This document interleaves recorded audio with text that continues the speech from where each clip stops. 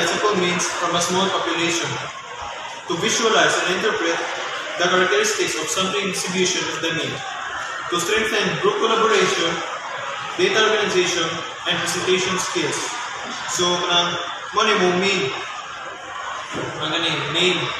Then, ang ganing nasa usabas, kaya money. Number of siblings, kaya 1, 2, 3, 3. Yang mean, kaya kung ganing, imo rin diyan ang upat ka number of siblings na imo i-divide of 4.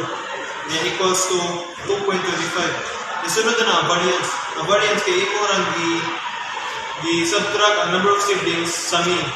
No, kani 1 minus 2.25 na human di-squared, di pareha na sa uban.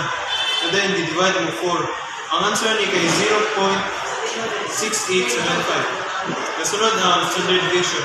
Ang pagkuha mo sa standard deviation, kay imo harang di-square root ang variance. Ang answer na kay 0.8292. Kasunod na sa letter B, kinamaw ni mo ng table. Kanina sa kaniguro ito, mao ni ang sample size of 3 students. Dali, kaninas ko nga mao ni ang sample outcomes, kanig tulo ka number. Kasunod kay mao ni ang mean.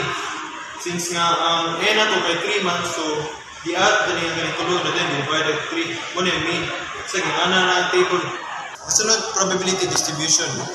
Ang x kay mao ni siya ma-mean. Nag-iihap kung pila sila kabuok sa dito sa table. So kaning 1, since nga ustaram siya kabuok sa table, 1/64 ni siya. 1.33 kay tulurong nga buhok, so 3/64. Sunod, letter D kay histogram. Ang gibesehan mo sa histogram kay ang kanirang probability distribution. Ang vertical kay kuan dx niya nasa ubos kay x. Sunod, letter E. Ang mean na mo kay pareha kay manas babaw 2.25. Yung variance mo kay kuan di parehas pagbuwas mean, pero ang mga number kay giko na sila gi squared. And then gi minus sila o sa mean na gi squared. And then ang answer kay gani 0.2292. Just sunod kay ang standard error. Pagkuha naman sa standard error kaya ang standard deviation na and then di-divide og ito square root of 3. Naman ni 0.4788. So, nakuha ni kay ang mean kay parihara sa population mean o sa kaning distribution mean. Yes, sa variance kay ang nabantayan kay ang sampling distribution kay mas gamay siya para sa population variance nga 0.6875. Ano yung guide questions? Number 1. How does the mean of the sample compare to the population mean? The mean of the sample mean is very close to the population mean. This shows that sample mean can be a good estimate of the population mean.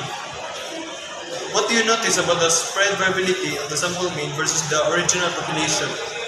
The sample means are more clustered around the center, showing less variability compared to the original population. What can you infer about the central limit theory based on this activity?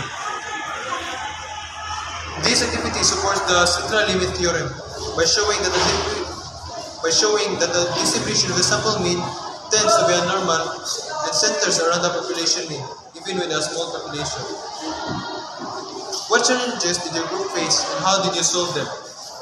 Our challenges are listing samples without missing any. And we solved this by working together in double checking. Calculating the means accurately also took a time. So we divided the task and used calculator to avoid mistakes.